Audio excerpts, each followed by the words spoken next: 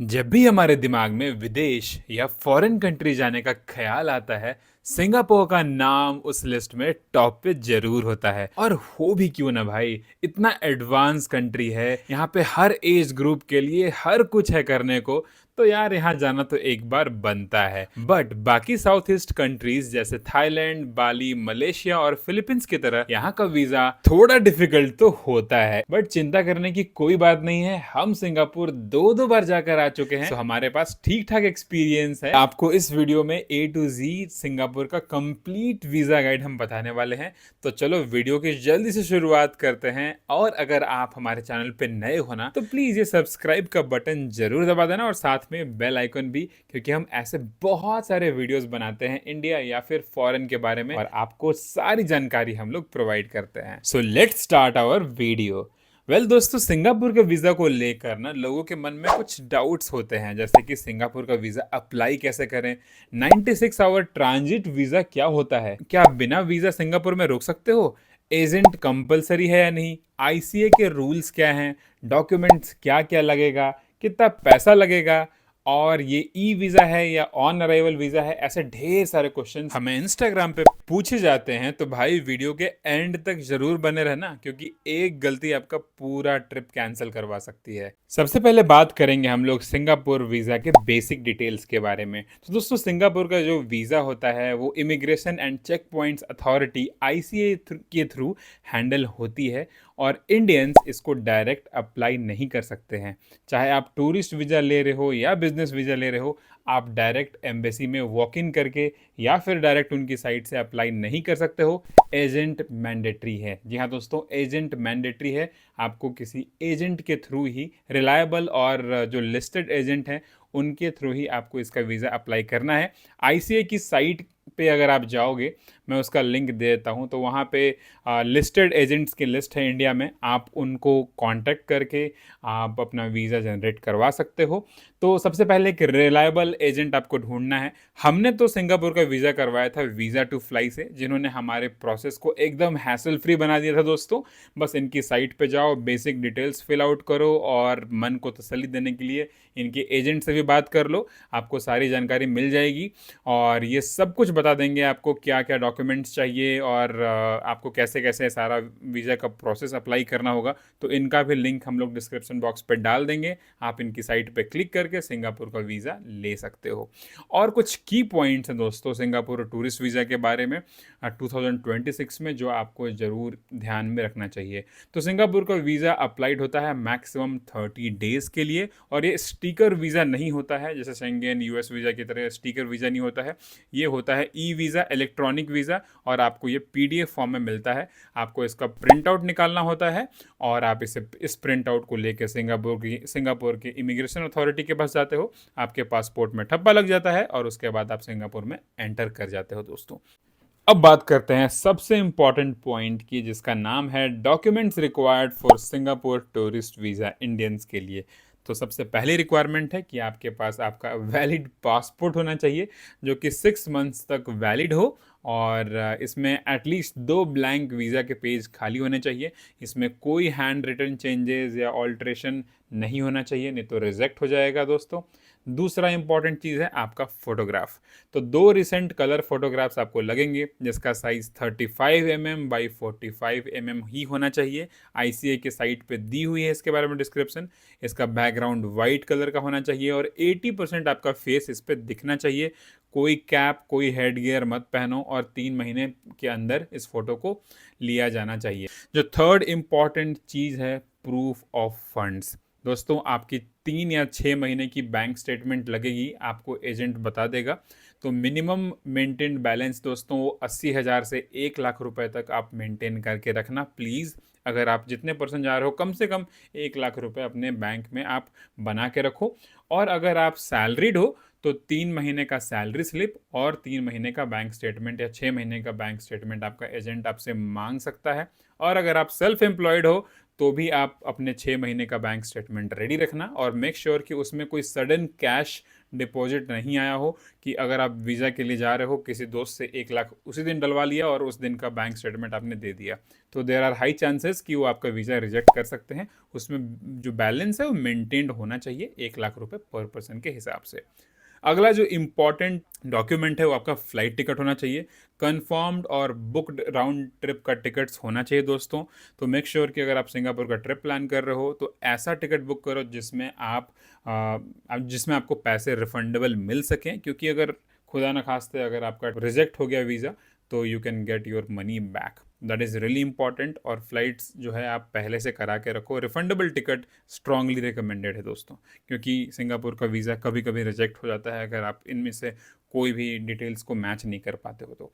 Next detail है कि आपको एकोमोडेशन प्रूफ दिखाना होगा, कि होटल का आपको वाउचर दिखाना होगा कि आप अगर सिंगापुर में 5 दिनों का ट्रिप प्लान कर रहे हो तो आप कौन कौन से होटल में रुक रहे हो। तो आप Booking.com से रिफंडेबल होटल आराम से बुक कर सकते हो अपने क्रेडिट कार्ड के थ्रू। चेक कर लेना, ओनली रिफंडेबल होटल ही बुक करना, सो दैट अगर इन केस वीज़ा रिजेक्ट हो जाता है तो आपके सारे पैसे वापस आ जाएंगे। और अगर कोई रिलेटिव या फ्रेंड है वहाँ पे आपका, तो उनका लोकल एड्रेस चाहिए होगा, उनका आईडी प्रूफ और उनका इनविटेशन लेटर भी चाहिए होगा कि हाँ इस बंदे को सिंगापुर में आने के लिए कोई आपत्ति नहीं है, वो मेरे पास आके रह सकता है, तो आपका एकोमोडेशन प्रूफ हो जाएगा। नेक्स्ट इंपॉर्टेंट चीज़ जो है दोस्तों वो है cover letter. That is very important. तो ये बेसिकली कवर लेटर आपको लेमैन में मैं समझा दूँ तो ये बेसिकली ये है कि आप सिंगापुर अथॉरिटीज़ को बता रहे हो कि इस ट्रिप का क्या पर्पस है, मैं इस डेट से इस डेट तक ट्रैवल कर रहा हूँ, मेरा होटल का डिटेल ये है, और आप उनको बता रहे हो कि मैं वहाँ इंडिया वापस आ रहा हूँ। रिटर्न में एश्योरेंस आप उनको दे रहे हो। अगर आप सेल्फ एम्प्लॉयड हो तो आप बिजनेस लेटर हेड पे अपनी कंपनी का एक कवर लेटर प्रिंट करके आप उस दे सकते हो। हालांकि ये एजेंट आपके लिए टेक केयर कर लेगा, so you don't have to worry about that thing. आपको बस उनको अपनी रिक्वायर्ड डिटेल्स प्रोवाइड करनी होगी। नेक्स्ट इज एनओसी या एम्प्लॉयमेंट का प्रूफ। अगर आप किसी कंपनी में काम कर रहे हो तो आपकी कंपनी को कोई ऑब्जेक्शन नहीं होनी चाहिए कि आपको सिंगापुर जाना है, तो एक आईडी कार्ड की कॉपी भी लगेगी दोस्तों, और उनका एनओसी भी चाहिए कि हाँ ये बंदा लीव पे है और इंडिया वापस जरूर आएगा। So make sure that. और अगर आप बिजनेस ओनर हो, आपकी कंपनी है, तो जीएसटी सर्टिफिकेट और अपना आईटीआर तो आपका लगेगा ही लगेगा। पिछले 2 साल का आईटीआर भी वो मांग सकते हैं। तो अगर आप इनकम टैक्स फाइल कर रहे हैं तो प्लीज़ डू सबमिट दैट। और इन सब का जो सारा खर्चा है दोस्तों, जो टोटल कॉस्ट है, उस 30 सिंगापुर डॉलर लगेगा आपको, जो इसका वीज़ा प्रोसेस का फ़ीस है, और साथ में एजेंट की फ़ीस। तो ये डिपेंड करती है एजेंट टू एजेंट। तो 3,500 से 4,000 के अंडर में आपका पर पर्सन यहाँ पे दोस्तों वीज़ा का फ़ीस लग जाता है। तो इन सारे डॉक्यूमेंट्स का प्रिंट आउट लेके हार्ड कॉपी तैयार कर लो, और उसे डॉक्यूमेंट्स को रेडी करके आप इसे डिस्पैच कर दो आपके एजेंट के पास। अगर वो आपसे मांग रहा है तो डेफिनेटली वो मांगेगा।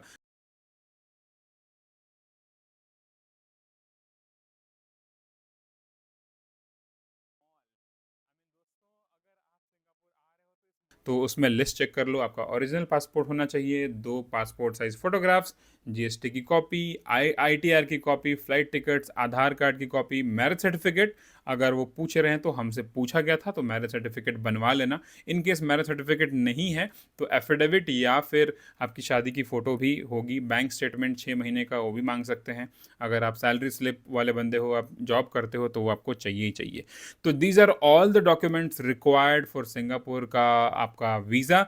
और अगर ये सही से डॉक्यूमेंट्स हैं तो श्योर शॉट आपका वीज़ा अप्रूव हो जाएगा और आप ईजिली सिंगापुर में फ्लाई कर सकते हो। एजेंट आपका सारा एप्लीकेशन फॉर्म रिव्यू करता है। जनरली 2 से 3 दिन में आपको ये वीज़ा अप्रूव हो जाएगा। आपको फ़ोन भी आ जाएगा या आपको ईमेल आ जाएगा, and then you will get that visa through your post. आपका पासपोर्ट के साथ आपका ई वीज़ा प्रिंट होके आएगा, और उसको लेकर आपको चले जाना है इमिग्रेशन अथॉरिटी में, और आप सिंगापुर के अंदर जा सकते हो।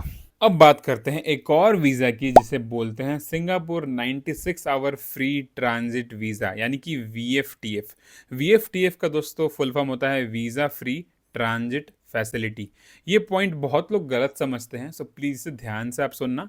तो basically visa free transit facility क्या होती है, इसका मतलब ये होता है कि आप सिंगापुर के वाया, मतलब लेट से कि आपकी फ़्लाइट इंडिया से बाली तक की है, ठीक है, आसान भाषा में इंडिया से बाली तक की आपकी फ़्लाइट है, बीच में आपका सिंगापुर में लेओवर है लेट से 15 घंटे या 20 घंटे तक के लिए। तो आप वीएफटीएफ लेके आप सिंगापुर में जा सकते हो। उन 15 घंटों को में मस्त घूम के सिंगापुर आ सकते हो, वापस सिंगापुर एयरपोर्ट से फिर से बाली फ्लाई कर सकते हो। लेकिन इसके लिए आपके पास VFTF होनी चाहिए। अब VFTF की रिक्वायरमेंट क्या है वो आप जानो। बेसिकली ये फ्री ऑफ कॉस्ट होता है, इंडियंस एलिजिबल हैं और मैक्सिमम 96 आवर यानी 4 दिन का स्टे अलाउड होता है। इसमें आपको कोई पैसा देने की ज़रूरत नहीं होती है। लेकिन इसमें एक सबसे इम्पॉर्टेंट रिक्वायरमेंट ये है दोस्तों कि आपके पास अगर वैलिड वीज़ा हो इन कंट्रीज़ का, किसका, Australia, Canada, Japan, New Zealand, UK, USA या जर्मनी का, अगर इन देशों में से किसी एक का आपके पास वैलिड वीज़ा होगा तब आप VFTF के लिए एलिजिबल हो, नहीं तो नहीं हो। As simple as that. ठीक है, तो अगर आपके पास इन देशों का वीज़ा है तो आप आराम से VFTF के लिए अप्लाई कर सकते हो और सिंगापुर में ट्रांजिट ले सकते हो। लेकिन ये टोटली डिपेंड करता है दोस्तों कि इमिग्रेशन ऑफिसर के ऊपर डिपेंड करता है। वो आपसे ऑनवर्ड टिकट्स मांगेंगे, वैलिड वीज़ा आपका होना चाहिए, US UK जैसा भी है। फंड्स भी वो मांग सकता है, तो वो भी अपने पास आप ज़रूर रखो, अपनी बैंक स्टेटमेंट निकाल के। तो एक प्रॉपर ट्रैवल प्लान आपके पास होनी चाहिए। आप fake hotel booking, dummy tickets या लो बैंक बैलेंस मत दिखाना, वो आपको कैंसिल कर देगा। तो प्लीज़ आपका इसको ध्यान रखना होगा। तो होपफुली आपको VFTF समझ में आ गया होगा। ट्रांजिट थर्ड कंट्री के लिए होना ही चाहिए। एंट्री और एग्जिट एयर और सी रूट से होना चाहिए। Maximum stay 96 hour, no extension allowed. तो दोस्तों ये था पूरा VFTF और सिंगापुर के वीज़ा का जो रिक्वायरमेंट था और सारा कुछ था। So that is really important दोस्तों। कंक्लूजन ये है कि सिंगापुर का वीज़ा प्रोसेस कॉम्प्लिकेटेड नहीं है, बस रूल समझना बहुत ज़रूरी है। चाहे आप टूरिस्ट वीज़ा अप्लाई कर रहे हो या 96 आवर का ट्रांजिट वीज़ा अप्लाई कर रहे हो, अगर प्रिपरेशन सही होगी तो कोई प्रॉब्लम नहीं होगा। हाँ, प्लीज़ शेयर कर दो उन दोस्तों के साथ, अपने फैमिली मेम्बर्स के साथ जो कि सिंगापुर का ट्रिप प्लान कर रहे हैं। अभी हम लोग सिंगापुर का एक मस्त सीरीज लेकर आने वाले हैं जिसमें हम आपको बताएंगे सिंगापुर की 4 to 5 डेज़ की आइटनरी, बजट ब्रेकडाउन, वहाँ पे कहाँ कहाँ घूम सकते हो, वहाँ की अट्रैक्शन लिस्ट और सब कुछ। बीइंग रोमर्स को जल्दी से सब्सक्राइब करो। Till then keep roaming, keep exploring, घूमते रहो। Being roamers India.